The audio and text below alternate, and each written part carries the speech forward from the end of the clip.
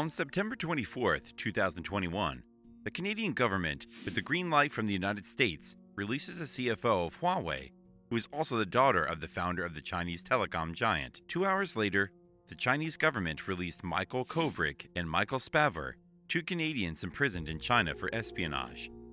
The agreement, which allowed Meng Wanzhou to return to China, ends the 3-year legal saga that saw Huawei blacklisted in 2019 by the United States, which prohibits the export of its products on U.S. soil. The United Kingdom, Sweden, Australia, Japan, Israel, then France, India, and many other countries will follow the path set by the Americans. What was yesterday, the great Chinese manufacturer of smartphones will take the tail of the pack of international manufacturers, far behind Apple, Samsung, and even the low-cost manufacturer Xiaomi. These examples illustrate a cynical reality. Since the mid-1990s, the United States, under the pretext of punishing countries that do not respect human rights or that support terrorism, has been imposing its law throughout the world. We naively think that laws serves justice, but in reality, in the global economic competition, law also supports the economic interests of the great powers, in particular, those of the United States, which have perfectly understood what profits they can draw from the export of their legislation throughout the world. The graph below shows the constant growth of American sanctions against the rest of the world. The principle of extraterritoriality consists of enforcing outside the borders of the United States laws passed by the American Congress. In the majority of cases, this aggressive and terribly effective method affects European companies, which were fined heavily in the 2000s, $9 billion for the French bank BNP, and deprived a large amount of confidential information on their partners and markets. One may remember the scandal of the sale of Alstom to General Electric, a case where Frederick Perucci, an executive of Alstom, posted in Singapore, is arrested in New York in 2013 for violating the U.S. Foreign Corrupt Practices Act. Frederick Perucci would spend 2 years in prison. Alstom was fined $772 million in 2014 and was partially sold, in particular its strategic nuclear turbine business, to one of its American competitors, General Electric. The French businessman claims that the case was orchestrated by the United States, which would have used a similar strategy recently against the Chinese company Huawei, but with a slightly different outcome, as can be seen in these images that show the return to China of Meng Wanzhou. For example, the D'Amato-Kennedy and Helms-Burton Acts, passed in 1996, protect Washington's economic interests by economically stifling violators. But this U.S. legislation does not only apply to U.S. companies. The Foreign Corrupt Practices Act, FCPA, the Cuban Liberty and Democratic Solidarity Act, Helms-Burton, and the Iran and Libya Sanctions Act, D'Amato-Kennedy, have become extraterritorial laws that apply worldwide. But, you may ask, why oppose legislation, even extraterritorial legislation, that would fight corruption? Well, if I were a cynic, I would remind you that if the United States wanted to fight the forces of evil, it could perhaps join the International Criminal Court, or ICC, which tracks down war criminals. But they preferred to attack the court's prosecutor, Fatou Bensouda, who was investigating possible abuses by American soldiers in Afghanistan or Israeli soldiers in the West Bank and Gaza Strip. President Biden has decided to lift the freeze on assets and the ban on entry that was imposed on the staff of the International Court and its possible collaborators. But this is not enough to erase the previous 2 decades, especially since he does not question the substance of these sanctions. So, yes, we are flooded with testimonies confirming the corruption of companies such as Siemens, Technip, Alstom, and more recently Airbus, which agreed in early February 2020 to pay more than 3.6 billion euros to avoid legal proceedings. But fighting crime does not make it legitimate to economically stifle a commercially competitive country.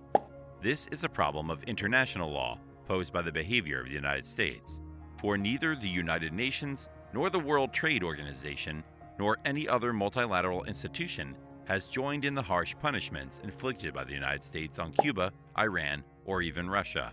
But it goes further. The National Bank of Paris, BNP Paribas, had to pay 9 billion euros to the U.S. Treasury in 2014 because it had made dollar transactions with Iran, Cuba, and Sudan. These transactions were authorized by international institutions, but not by the U.S. too bad for BNP Paribas. And the least we can say is that this trend has not diminished with successive American governments, with the peak of activity when Donald Trump came to power. In May 2018, Trump abandoned the Iran nuclear deal despite reports from the International Atomic Energy Agency that Tehran was acting in good faith. Donald Trump then imposes the toughest economic sanctions in history by banning all trade with Tehran to American and foreign companies. The howls of indignation from Paris, Berlin, and Brussels will not prevent European multinationals from following suit by leaving Iran, which will seriously damage the country's economy. And if the Patriot Act, adopted after the September 11th attacks, already obliges all American public institutions to share the information in their possession, and allows the American Treasury to have access to more than 37,000 contacts in 16,000 financial institutions worldwide, it is to, and I quote, fight against terrorism and money laundering. FCPA, changes in total penalties issued by the DOJ and SEC source, Stanford Law School, fcpa.stanford.edu/statistics-analytics.html. Over the past 20 years, 78% of fines have been imposed on non-U.S. companies. But it's a real revolution in international data privacy law that I'm going to introduce now. In March 2018, President Donald Trump would allow Americans to have direct access to data hosted on the servers of American digital giants, without caring about the nationality or origin of the companies or people hosting this data. Please note that we are talking about hosting companies like Microsoft, Google, Facebook, and Amazon. If we put aside Alibaba and Tencent, the data in the cloud is almost 100% stored on American servers. With the Cloud Act, local U.S. law enforcement and federal security and intelligence agencies can obtain any information contained on these servers without having to notify the primary stakeholders. This is an open door to all kinds of spying. Hosting companies cannot refuse a request from the FBI, CIA, or regulatory and market surveillance authorities, and do not have to notify the customer whose data has been transferred to the U.S. agencies. I think it is unnecessary to point out that the Cloud Act is in direct opposition to U.S. commitments to international judicial cooperation and is contrary to European laws designed to protect personal data. But the Cloud Act is not the only weapon of economic warfare that the United States has at its disposal. Laws and committees are multiplying under the Donald Trump administration. In August 2018, Donald Trump expanded the scope and means of SFIUS, the Committee on Foreign Investment in charge of overseeing foreign investments, which allows for greater extraterritorial dimension to this already proven body. For example, the CFIUS approval rate for transactions with China drops by 33% under Trump, abruptly dropping the percentage of Chinese origin investment in the U.S. to its pre-subprime crisis level. For example, in 2016, when a Chinese investment fund proposed to buy Aixtron, a struggling German semiconductor company, the Americans objected and won despite the green light to the Chinese from the German Ministry of Economics. Indeed, the German company had a branch in the United States, which opened the door wide to the Americans. When the American administration suspects a company of having crossed the red line, it takes charge of putting it back on the right track, without going through the justice system, considered too slow and too expensive. At the slightest suspicion of fraud or corruption, the U.S. administration summons the company's executives and offers to investigate their bad practices themselves and at their own expense. If they refuse, and they are threatened with a long and costly trial or even closure of the American market to them. If the investigation is sufficiently well-founded and serious, the company risks an acceptable fine. If not, the amount of the fine could reach heights like the one imposed on BNP Paribas in 2014. It should be noted here that some international lawyers believe that the term sanction seems inappropriate in the current context, as a sanction should emanate from a collective or jurisdictional body of the international community and not from a single country. These jurists prefer to speak of unilateral measures of economic coercion. Bordeaux and Stern, 1998, 164. When one sees to what extent American national interests correspond to the procedures initiated by the United States, one could understand the point of view of these jurists. I must say, however, that threatened companies can always refuse this justice agreement with the U.S. administration and go to court. But we're leaving the aerospace sector and returning to the Gallic village that resisted the onslaught of the Romans. That village is Prohibits, a French company accused of fraud and money laundering for the sale of 24 trawlers and 6 patrol vessels to Mozambique in a $2 billion contract in 2013 and 2014. After a 7-week trial in New York, a 12-person jury unanimously acquitted the company. Unfortunately, Prohibits did not serve as an example. Companies attacked by American maneuvers preferred to follow the adage, a bad settlement is better than a good trial, and Prohibits is no exception to the rule. While the company was struggling with the U.S. administration, its main competitor, Secoronam, was awarded the contract by the French Ministry of the Armed Forces to build 6 overseas patrol vessels, although this is the specialty of CMN, the French shipyard of Prohibits. It is well understood that a lawsuit damages the image of a company, and that losing a lawsuit probably means saying goodbye to the rich American market. The result is that lawsuits are multiplying and foreign companies prefer to pay rather than defend their rights. As shown in the graph above, if accusations are multiplying, this is not the case for investigations, as the American justice system prefers small arrangements between friends, which are less costly for the American taxpayer and just as profitable for the country's interests. And the recent example of Huawei does not necessarily prove them wrong.